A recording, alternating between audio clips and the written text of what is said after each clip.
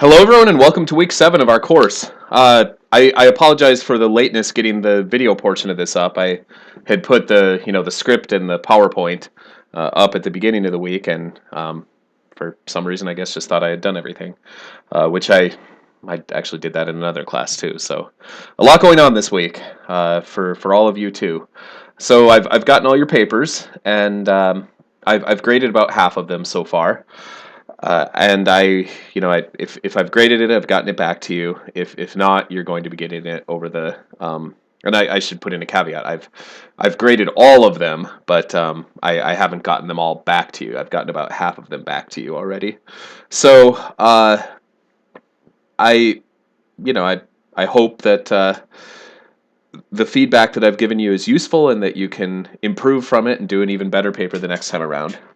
So I want to build on the discussion this week that we had last week. I was extremely impressed with your analyses of the Federalist Papers, your focus questions, and your discussion board posts were top notch. I thought you did a really good job. So I want to build on that by considering Lepore's perspective as well. But before I get into that, I want to let you know that I have talked with, I've emailed with a lot of you in not just this class, but in all my classes who are feeling really overwhelmed right now. And I get it. This is a tough semester. Many of you have expressed frustration with working remotely. Others of you are doing well with the remote nature of this. But typically we have 2 large breaks in the spring semester.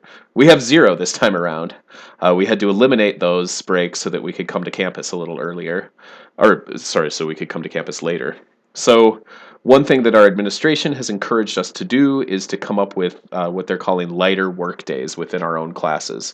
So what I'm planning to do is for weeks 8 and 9, this is week 7, weeks 8 and 9, so next week and the week after, I'm only going to require you to complete one set of focus questions. So both sets of focus questions will remain available, and you can do both for extra credit, which will be equivalent to a week's worth of focus questions, but you're not required to. I will also only post one lecture for those 2 weeks and only have one discussion board. So the outside reading on the early Republic, I think dovetails really nicely with Lepore's chapter for week 9. So I feel confident that we can still meet all of the learning objectives for this course by eliminating one of those readings. But again, if you want to do both, that's great. To get to know the other perspective. And if you do both, I encourage you to maybe write your paper on one of the topics that you look at. So I should probably shrink myself so you can see my picture for this week. This is a fun period depiction of the Whiskey Rebellion.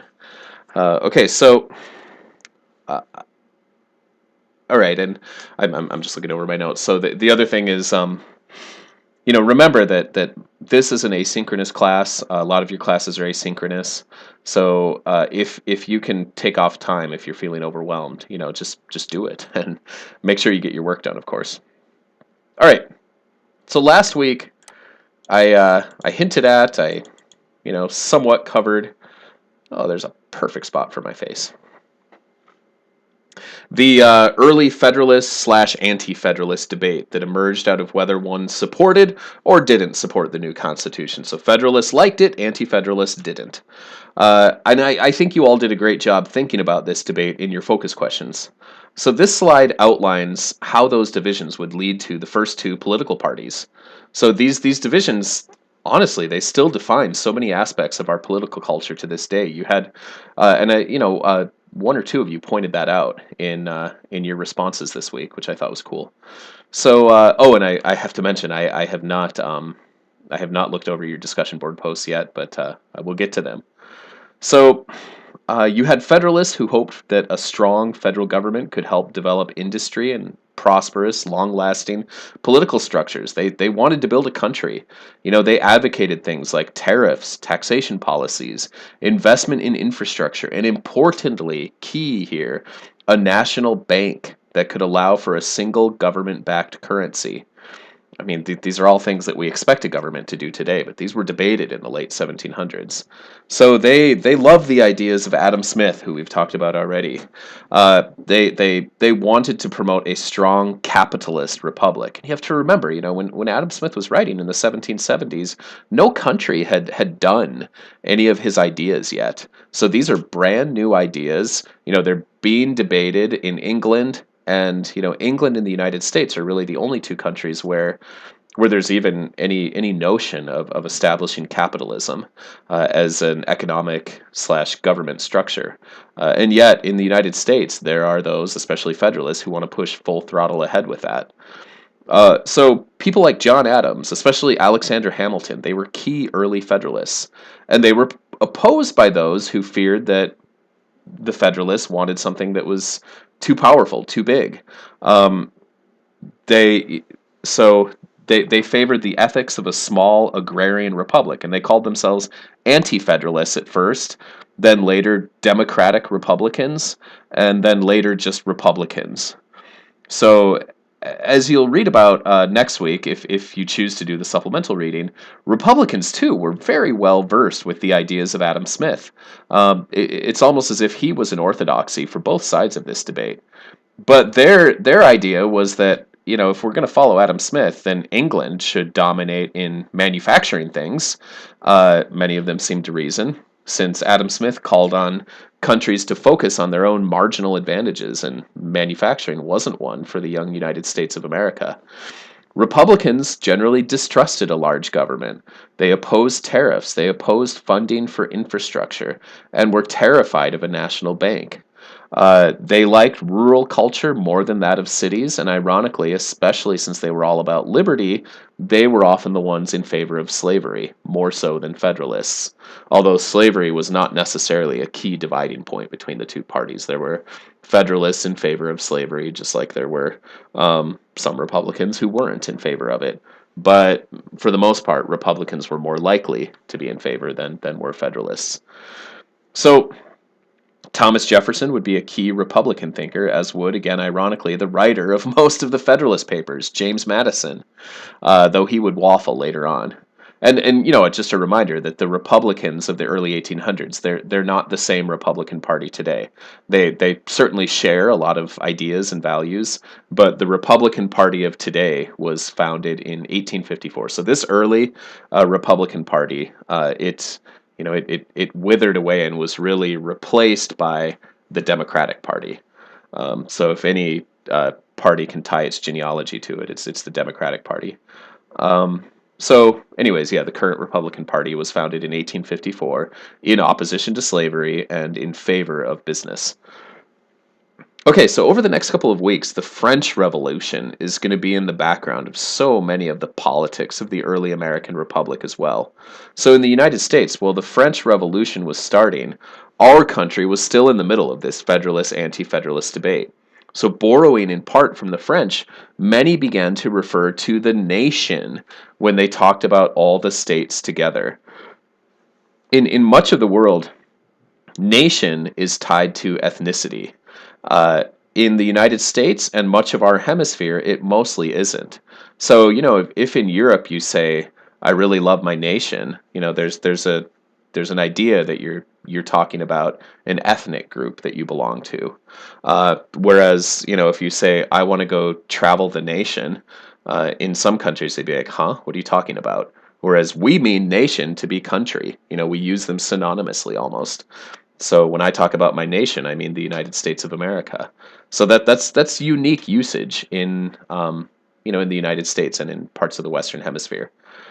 So because nation means country, we've got some different connotations. For the French, nation meant ethnically French speakers, and this came out of the Revolution.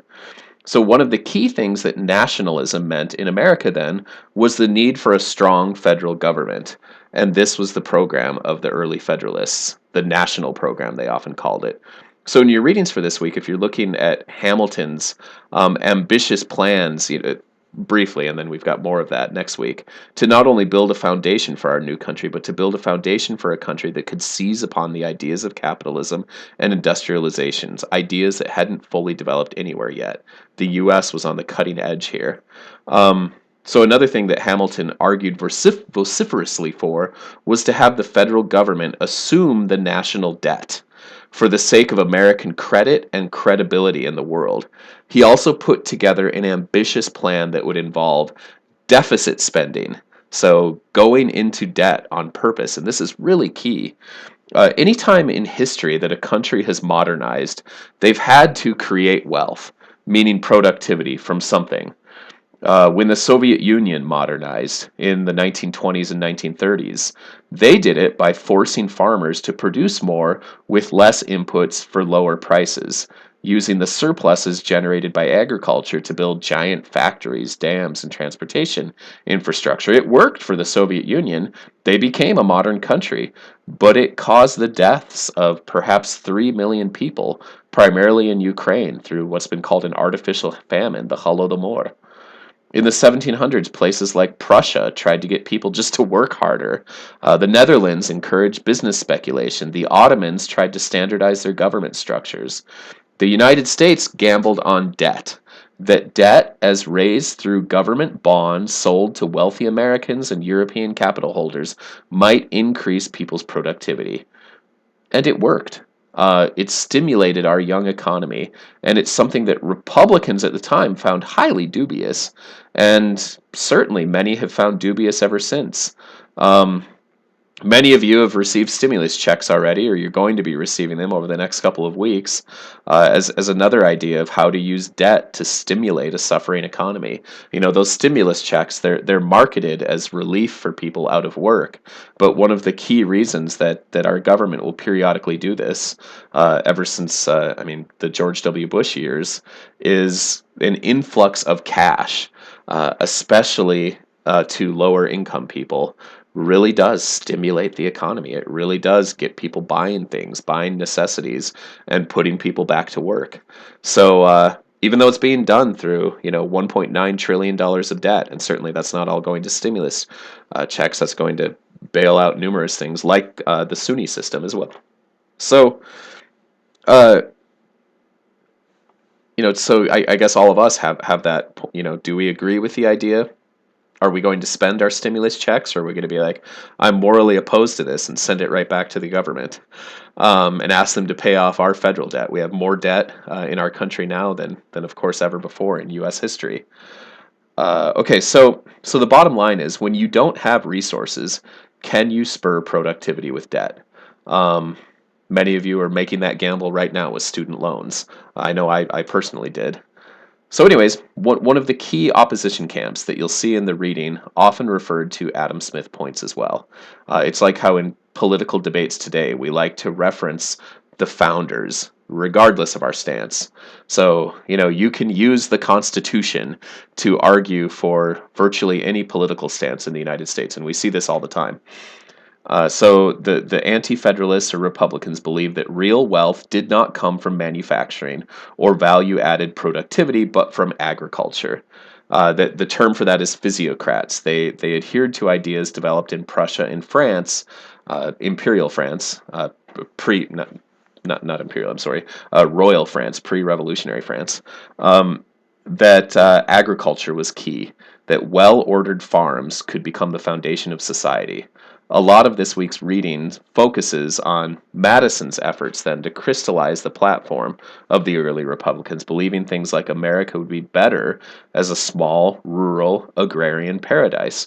And certainly this is what the South looked like. The South was where the big plantations were, not a paradise for those who worked on the plantations.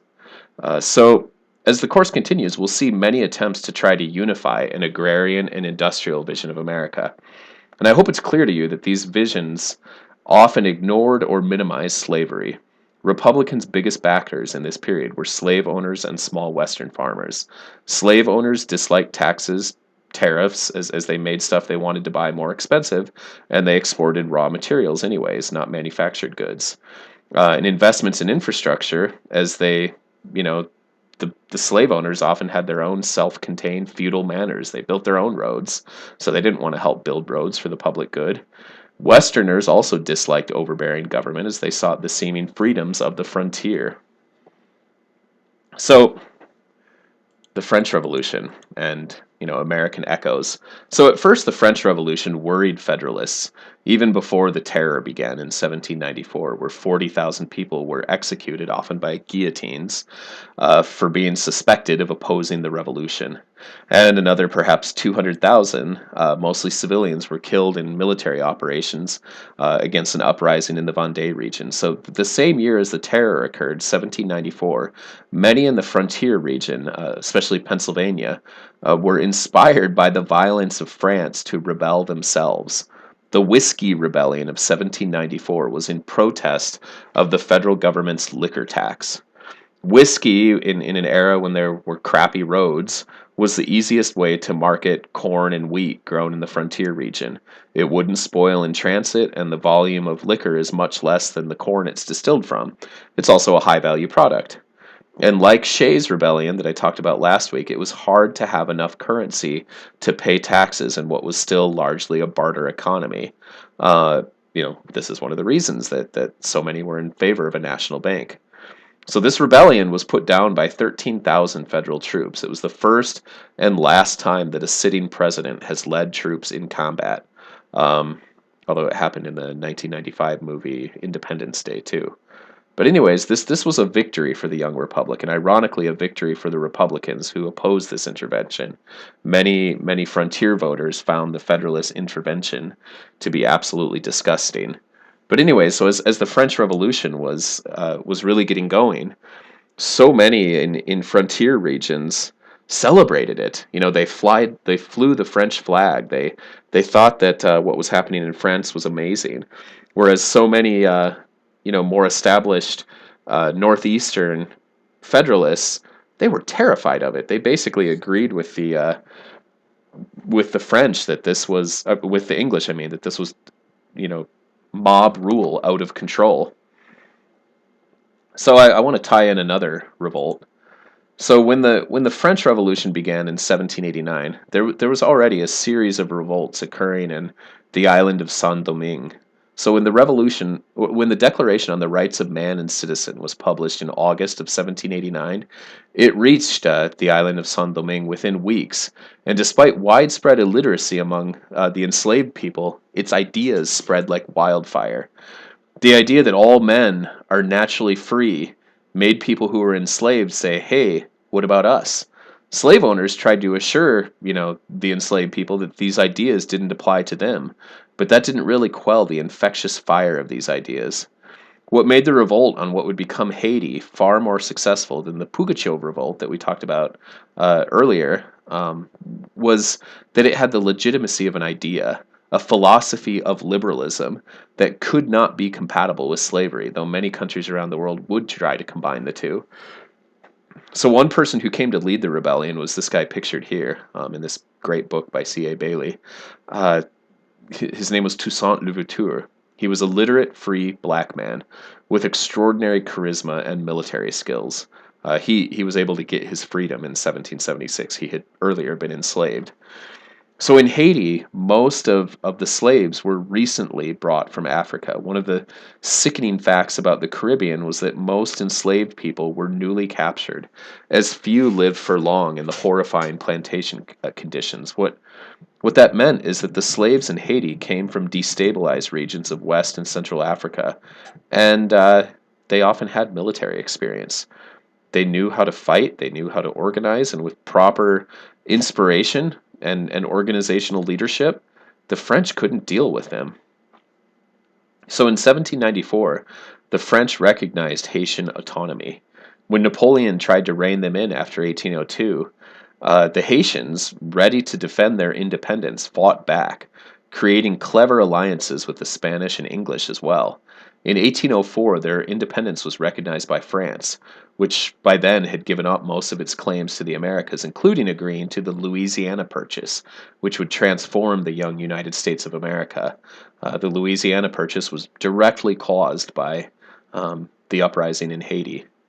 So the idea that slaves could form an independent republic was inspirational across the Americas. It inspired Spanish-speaking colonies, gave hope to slaves everywhere, and scared the living daylights out of slave owners across the Western Hemisphere who did everything they could to destabilize, delegitimize, and isolate Haiti, giving the country a long, difficult road to travel. It This revolt also especially inspired slave revolts in the United States, notably the German Coast Uprising in Louisiana, along with a harshening of attitudes towards slaves everywhere. So, right, that was a lot of text, not as much visual stimulation as I usually do, but hopefully the concepts make sense to you, though, and hopefully you'll have some wonderful epiphanies as you think about the work for this week. So, good luck with everything, and here's a fun A or B. They're all either A or B bonus questions to help you get thinking about more about this early political fissure in the United States. All right, thanks everyone. Hope you have a good week. Please reach out to me if you need help with anything.